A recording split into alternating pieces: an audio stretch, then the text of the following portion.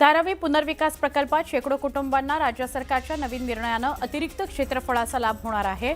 सरकारी निर्णयानुसार धारावीतील पुनर्विकासाअंतर्गत घरमालकांना किमान 500 चौरस फूट क्षेत्रफळाचं घर प्राप्त होणार आहे। मूळ निवेदनामध्ये 405 चौरस फुटांच्या घराची तरतूद होती। वाढीव क्षेत्रफळामुळे 500 चौरस फुटाचं घर मिळण्याचा मार्ग खुला झालेला आहे। गेल्या काही काळापासून वादाचा मुद्दा राहिलेल्या शक्तीपीठ महामार्गाच्या आखणीमध्ये पुन्हा बदल करण्यात आलाय। पश्चिम महाराष्ट्रातील कोल्हापूर आणि सांगलीतून जाणारा हा मार्ग आता सातारा जिल्ह्यातून जाणार आहे। त्यामुळे 802 किलोमीटरच्या या मार्गाची लांबी आता 856 किलोमीटर झाली आहे।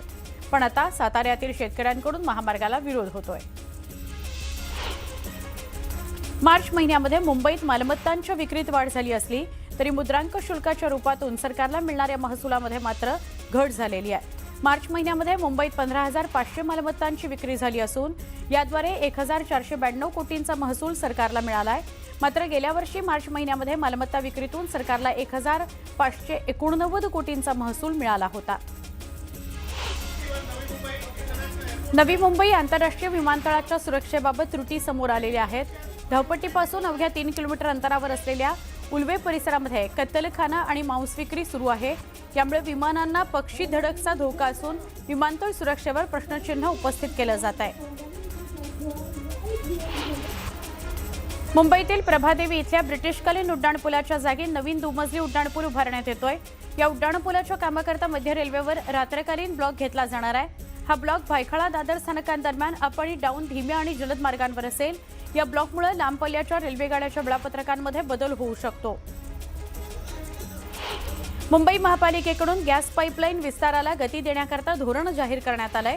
त्यानुसार नवीन कनेक्शन करता खोदकामांना दिल्या जाणाऱ्या परवानगीमध्ये शिथिलता आणण्याचा निर्णय घेतला गेलाय। पालिकेकडून महानगर गॅसकडून दिलेल्या सगळ्या प्रलंबित अर्जांना मंजुरी देण्यात आलेली आहे। धाराशिव तुळजाभवानी आणि आई येडेश्वरीची चैत्र पौर्णिमा यात्रा ही आजपासून सुरू होतीये। या यात्रेत भाविकांची गर्दी बघायला मिळाली। त्यामुळे पोलिसांकडून वाहतुकीत बदल करण्यात आलाय। पुढील 2 दिवस हे बदल असणार आहेत। जळगावच्या रावेर इथं कृषी उत्पन्न बाजार समितीत केळी उत्पादक शेतकऱ्यांची बैठक झाली। केळीला भाव मिळत नसल्याने केळीच्या भावाकरता योग्य नियोजन करण्याकरता बैठकीचं आयोजन करण्यात आलं होतं। कराड तालुक्यामध्ये हनुमान जयंतीचा उत्साह बघायला मिळतोय। कराडच्या पंढरीचा मारुती इथल्या हनुमान मंदिरात पहाटेपासूनच हनुमान भक्तांनी दर्शनाकरता गर्दी केली। विविध धार्मिक कार्यक्रमांसह महाप्रसादाचं आयोजन करण्यात आलं होतं। छत्रपती संभाजीनगर जिल्हा परिषद विशेष समिती सभापतींच्या निवडीकरता विशेष सभेचं आयोजन करण्यात आलं होतं। आजची सभा वादळी ठरण्याची चिन्ह आहेत। सत्तेच्या गणितातून भाजप शिवसेना पुन्हा आमनेसामने येण्याची चिन्ह आहेत। माहुली किल्ल्यावर 2 तरुण जखमी झाल्यानं अडकले होते। दरम्यान जीवरक्षक टीमकडून दोन्ही तरुणांचं रेस्क्यू करण्यात आलं। त्यांची सोडवणूक करण्यात आली। दोन्ही तरुणांना वाचवण्यात यश आलेलं आहे। राज्यात पावसाळी हवामान कायम आहे। राज्यातील काही भागात गारपीट झाली आहे। पावसाची सुद्धा नोंद झाली आहे। आजही राज्यातील अनेक भागांना हवामान विभागाकडून पावसाचा इशारा देण्यात आलाय। उत्तर मध्य महाराष्ट्र आणि मराठवाड्यातील बहुतांश भागांना हवामान विभागाकडून ऑरेंज अलर्ट देण्यात आलाय। कोकण पट्ट्यातील काही भाग, विदर्भ, मराठवाडा यातील काही भाग यांना येलो अलर्ट देण्यात आलाय। पुढील 2 दिवस राज्यात पावसाळी हवामान कायम राहणार आहे। पुणे जिल्ह्याच्या शिरूर तालुक्यातील निरवी, नाव्हरे, शिंदोडी, निमोणे, चिंचणी या परिसरात गारपिटीसह जोरदार अवकाळी पाऊस झाला। यावेळी ठिकठिकाणी गारांचे ढीग साचलेले होते। या गारपिटीसह झालेल्या अवकाळी पावसामुळे या भागातील शेतकऱ्यांच्या शेतीचं मोठं नुकसान झालंय। वाशिमच्या कारंजा, मालेगाव, मानोरा यासह अनेक ठिकाणी विजांच्या कडकडाटासह अवकाळी पाऊस झाला। पावसामुळे हळद काढणीला आलेला गहू, बिजवाई, कांदा, केळी, आंबा या बागांचं नुकसान होण्याची शक्यता आहे। शेतकऱ्यांमध्ये चिंतेचं वातावरण आहे। छत्रपती संभाजीनगर जिल्ह्यामध्ये काल संध्याकाळी वादळी वाऱ्यासह मुसळधार पाऊस झाला। अवकाळी पावसासह काही ठिकाणी गारपीट झाली। या वादळी वाऱ्यासह झालेला पाऊस आणि गारपीट यामुळे शेतकऱ्याचं पीक एका रात्रीत जमीनदोस्त झालं। कन्नड, वैजापूर, सिल्लोड, पैठण, सोयगाव, फुलंब्री या तालुक्यांमध्ये काही ठिकाणी गारपीट झाली। गहू, मका, ज्वारी, बाजरी, हरभरा काढणीला आलेलं पीक मातीमोल झालंय. माढा तालुक्यातील अंजनगाव खेलोबा या ठिकाणी धनगर समाजाचं आराध्य दैवत असणाऱ्या खेलोबा मंदिराच्या जागेत महापुरुषांचा पुतळा उभारल्यानं धनगर आणि मराठा समाज आमनेसामने आले. धनगर समाजाच्या ट्रस्टच्या जागेत हा रात्रीतून अचानक पुतळा उभारण्यात आला. यानंतर धनगर समाजानं शिवाजी महाराजांचा पुतळा उभारल्याची जागा धनगर समाजाच्या ट्रस्टची असल्याचा दावा केला. जळगावच्या धरणगाव तालुक्यातील पिंपळे शिवारामध्ये शॉर्ट सर्किटमुळे आग लागली आणि मका जळून खाक झाला. या 4 शेतकऱ्यांचं लाखोंचं नुकसान झालं. या घटनेला महावितरणच्या दुर्लक्षाचा फटका बसलेला आहे. महावितरणचं दुर्लक्ष जबाबदार आहे असा शेतकऱ्यांनी संताप व्यक्त केलाय. सांगली कोल्हापूरमधून जाणारे शक्तीपीठ महामार्ग आता सातारा जिल्ह्यातून जाणारे, यामुळे पुन्हा एकदा महामार्गाचं रेखांकन बदललंय. महामार्गाचं 54 किलोमीटर अंतर वाढणार आहे. माण खटाव तालुक्यातून जाणाऱ्या महामार्गाला शेतकऱ्यांनी विरोध केलेला आहे. उत्तर सोलापूर तालुक्यामध्ये वडिलांनी आपल्या 3 मुलांना विष पाजलं आणि स्वतःही विषप्राशन केलं. अत्यंत धक्कादायक ही घटना आहे. घटनेमध्ये वडिलांचा मृत्यू झालाय. 3 मुलांची प्रकृती गंभीर आहे. पुणे जिल्ह्यातील शिरूर आंबेगाव तालुक्याला गारपिटीसह पावसानं झोडपलंय. आंबेगाव तालुक्यातल्या वाळुंजगर इथं तब्बल 20 शेळ्या मेंढ्यांचा मृत्यू झाला. या पावसामुळे शेतकरी आर्थिक संकटात सापडलाय. नवी मुंबईतील वाशीमध्ये नागरी पुरवठा विभागाच्या भरारी पथकानं मोठी कारवाई केली. नियमांचं उल्लंघन करणाऱ्या एजन्सीवर धाड टाकत 13 लाखांचा मुद्देमाल जप्त करण्यात आला. या प्रकरणी दोघांविरोधात गुन्हा दाखल करण्यात आलेला आहे. नवी मुंबई महानगरपालिकेच्या मालमत्ता कर विभागानं 1 एप्रिल 2025 ते 31 मार्च 2026 या कालावधीमध्ये तब्बल 876 कोटींचा मालमत्ता कर याची विक्रमी वसुली केलेली आहे. इतक्या मोठ्या प्रमाणामध्ये कर वसुली करत नवी मुंबई महापालिकेनं ऐतिहासिक कामगिरी केली आहे. उल्हासनगर कॅम्प नंबर 4च्या मोरया नागरी बिल्डिंग परिसरामध्ये पार्किंगमध्ये उभ्या असलेल्या कारनं अचानकपणे पेट घेतला. वेळीच अग्निशमन दल दाखल झालं, त्यामुळे आगीवर नियंत्रण मिळवण्यात यश आलं. उल्हासनगरच्या शांतीनगर भागात स्मशानभूमीत महापुरुषाचा पुतळा उभारण्यात आलाय. मोठा वाद निर्माण झाला. आता हा पुतळा हटवण्याकरता सामाजिक कार्यकर्ते राज असुरोणकर यांनी बेमुदत उपोषण सुरू केलेलं आहे. भिवंडी निजामपूर महानगरपालिकेच्या कर विभागाच्या पथकानं 2025-26 या आर्थिक वर्षात रुपये 103.31 कोटींची करवसुली कारवाई केली. गेल्या 3 वर्षांच्या तुलनेमध्ये आतापर्यंतची सगळ्यात जास्त वसुली आहे. 2024-25च्या तुलनेमध्ये 15.80 कोटी जास्त वसूल करण्यात आलेले आहे. मध्य रेल्वेच्या वातानुकूलित लोकल सेवेतून मार्च महिन्यामध्ये तब्बल 37 लाख प्रवाशांनी प्रवास केल्याची नोंद आहे. गेल्या काही महिन्यांच्या तुलनेमध्ये यात लक्षणीय वाढ झाली आहे. विशेषतः सकाळी आणि संध्याकाळी गर्दीच्या वेळी वातानुकूलित लोकलला मोठा प्रतिसाद मिळालाय. कार्यालयीन वेळेमध्ये प्रवास करणारे नोकरदार, व्यावसायिक तसंच विद्यार्थ्यांचा वातानुकूलित लोकलकडे कल वाढल्याचं निदर्शनास आलेलं आहे. गेल्या काही दिवसांपासून सुक्या मासळीची मागणी मोठ्या प्रमाणात वाढलेली आहे. मागणी वाढल्यानं मासळीचे दर कडाडले. 275 रुपये किलोचं सुकट 400 रुपयांवर गेलेलं आहे. हनुमान जयंतीनिमित्त गोंदियातील सिव्हिल लाईन परिसरातील जागरूक हनुमान मंदिरामध्ये पहाटे 4 वाजल्यापासून भक्तांनी गर्दी केली. अभिषेकाकरता गाभारा खुला करण्यात आला. मंदिरात फुलांची आकर्षक सजावट करण्यात आली आहे.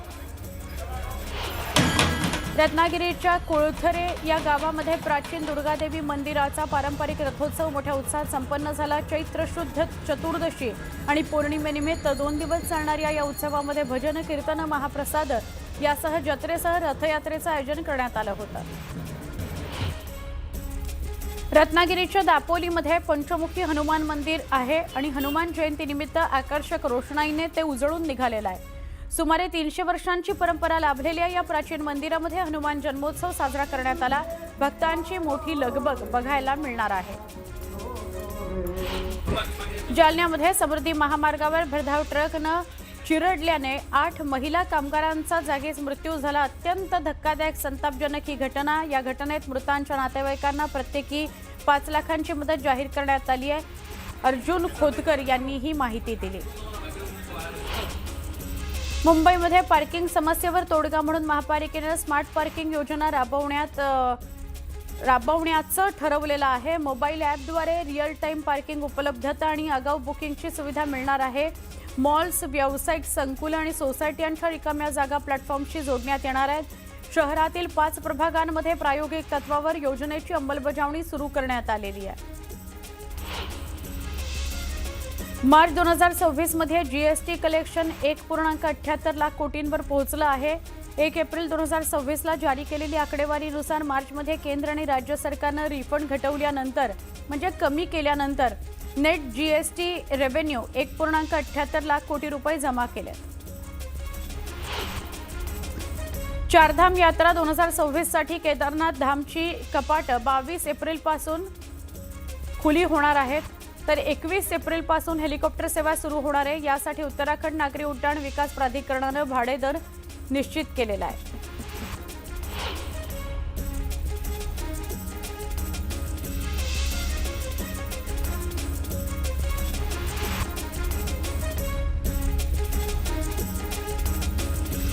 भारतीय वाहन उद्योगानं गेल्या आर्थिक वर्षात नवा विक्रम नोंदवलाय। गेल्या आर्थिक वर्षात तब्बल 47 लाख प्रवासी वाहनांची विक्री करण्यात आली आहे। जीएसटी कपातीनंतर वाहन विक्रीला वेग आलाय, तर एसयूव्ही आणि इलेक्ट्रिक वाहनांना भारतीयांना सर्वाधिक पसंती आहे। मध्य रेल्वेनं गेल्या आर्थिक वर्षात भंगार विक्रीतून तब्बल 459 कोटी 52 लाखाचा महसूल मिळवत उल्लेखनीय कामगिरी नोंदवली आहे। ही आकडेवारी गेल्या 2 वर्षातील सर्वोत्तम ठरलेली आहे। रेल्वे बोर्डानं निश्चित केलेले 450 कोटी रुपयांचे उद्दिष्ट मध्य रेल्वेनं ओलांडले। झिरो स्क्रॅप स्टेटस साध्य करण्याच्या दिशेने टाकलेले हे महत्त्वाचं पाऊल आहे। मुंबई विमानतळावर प्रवाशांना विसरलेला चार्जर, नाश्ता किंवा पाण्याची बाटली केवळ एका क्लिकवर उपलब्ध होणार आहे। देशातील पहिली इन टर्मिनल क्विक कॉमर्स सेवा सुरू केली गेलेली आहे। ही सेवा सध्या टर्मिनल 2 देशांतर्गत उड्डाणं इथं सुरू करण्यात आली आहे। याद्वारे विमानतळावर प्रत्यक्ष ॲप आधारित डिलिव्हरीचा अनुभव प्रवाशांना घेता येणार आहे। प्रवासी त्यांच्या गरजेच्या वस्तू ॲपद्वारे मागवू शकतात। वस्तू त्यांना टर्मिनलमध्ये boarding gates, lounge, food courts, ठराविक भागीदार आउटलेट्स अशा ठिकाणी पोहोचवल्या जाणार आहेत। माडाच्या मुंबई मंडळाच्या 2640 घरांच्या सोडतीकरता नुकतीच नोंदणी, अर्ज विक्री, स्वीकृती प्रक्रिया सुरू झालेली आहे। मात्र या सोडतीतील घरांच्या किमतींमुळे इच्छुकांची प्रचंड निराशा आहे। अत्यल्प गटातील 125हून अधिक घरांच्या किमती 1 ते 2 कोटींच्या घरात आहेत। आता इच्छुकांसह बांधकाम क्षेत्रातील तज्ज्ञांनी घरांच्या किमती कमी करा अशी मागणी केली आहे।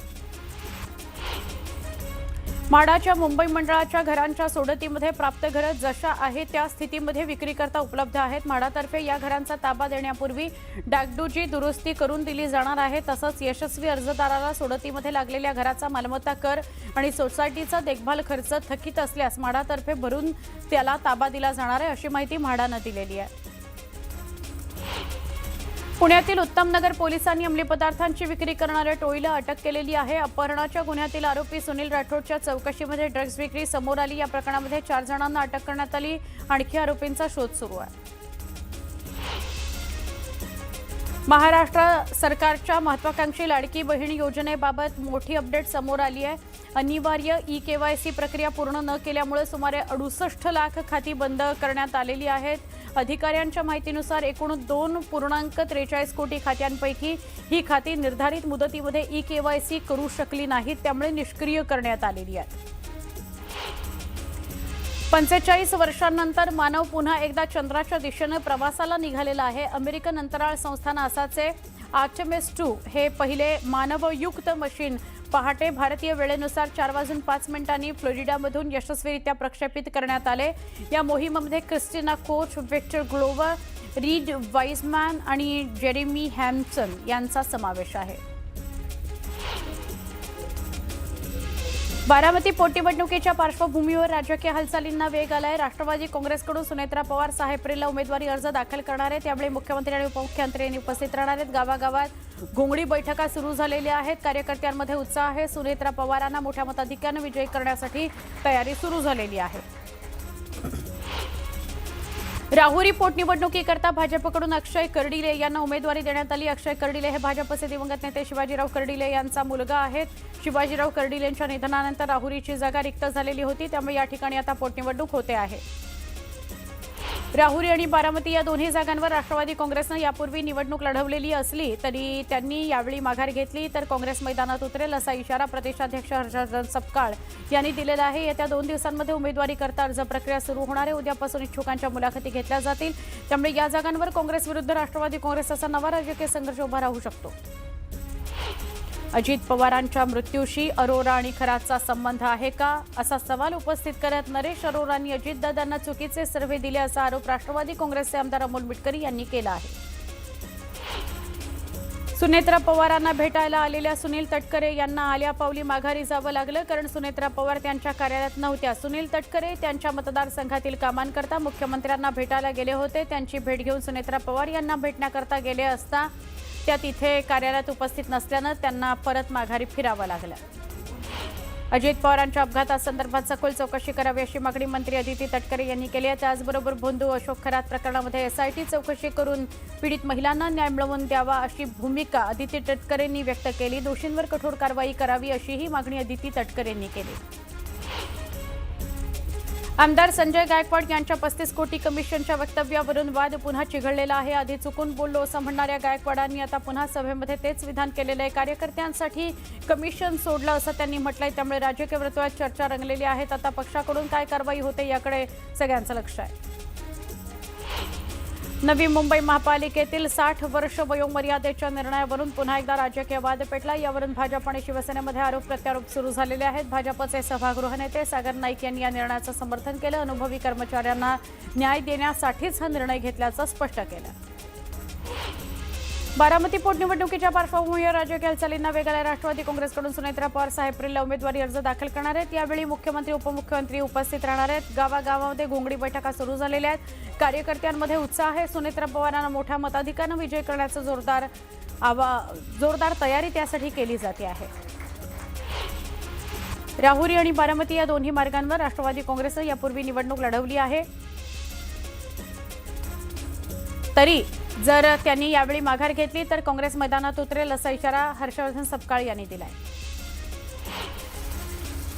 पुण्यामध्ये पुन्हा गारपीट आणि मुसळधार पाऊस झाला। पुण्यात तिसऱ्या दिवशी पावसानं धुमाकूळ घातलेला आहे। पावसामुळे खराडी चंदननगर या भागात पाणी साचलेलं आहे। कोल्हापुरामध्ये जोरदार अवकाळी पाऊस झाला। वादळी वारा आणि विजांच्या कडकडाटासह झालेल्या पावसानं कोल्हापूर शहरामध्ये ग्रामीण भागाला झोडपून काढलं।